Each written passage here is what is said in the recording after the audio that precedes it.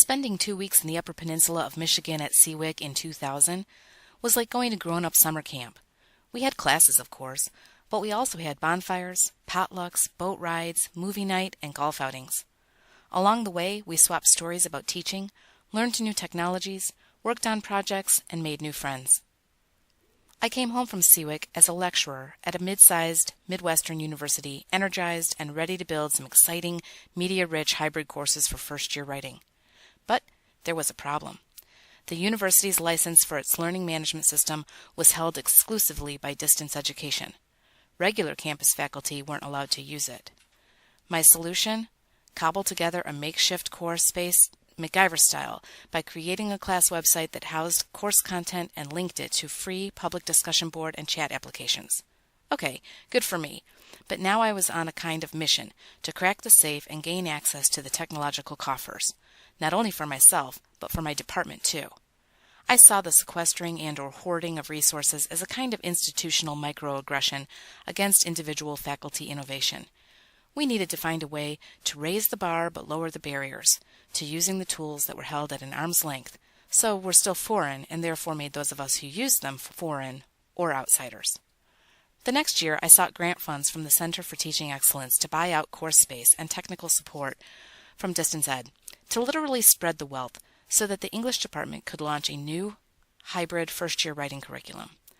I volunteered to build out 3 master course templates, fully loaded with goodies like content, prompts, assignments, tutorials, rubrics, gradebook, etc., that faculty would be able to use as is or customize for themselves.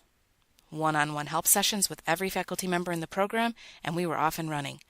We ended up having 100% faculty compliance with using WebCT, and nearly every instructor chose to customize their sites, bringing their own theory and content into their personal course space. When I moved to Chicago and took a job at Columbia College Chicago as an adjunct instructor in 2004, I learned that while research in digital media studies was encouraged, teaching along the cutting edge of technology and pedagogy was not.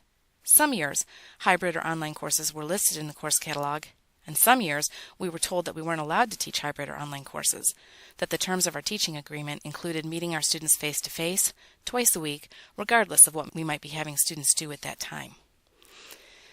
I wanted my students to work together to collaboratively author a digital book.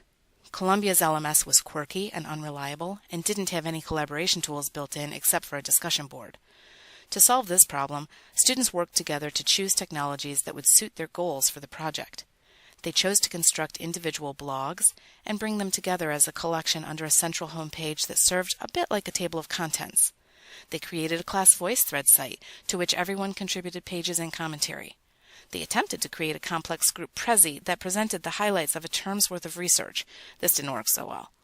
One semester, a student used interview data to write a piece of documentary theater that was staged in a student gallery space and videotaped the production to be posted to the web. Over time, I've felt less and less like an exotic teacher creature that had to hide my pedagogy in the briar patch as the institutional landscape has become more innovation-friendly. We ditched the old LMS in favor of Moodle, and in the last 5 years I've been asked to host several summer faculty development workshops and serve as an online education mentor and personal helpmate for faculty who want to jump on board but need a little support with the technology. What I've noticed is a gradual shift in resource allocation and support that creates an environment that is safe enough for faculty to take a leap into unfamiliar territory and make things up as we go along, move back and forth between theory and practice. The institution is starting to see the potential benefit of pedagogies that empower students to compose in ways that are not inherently loaded in the institution's favor, i.e. tradition, but rather feature personal investment in the composition itself and reposition the writing classroom as a gateway rather than a gatekeeper in higher learning.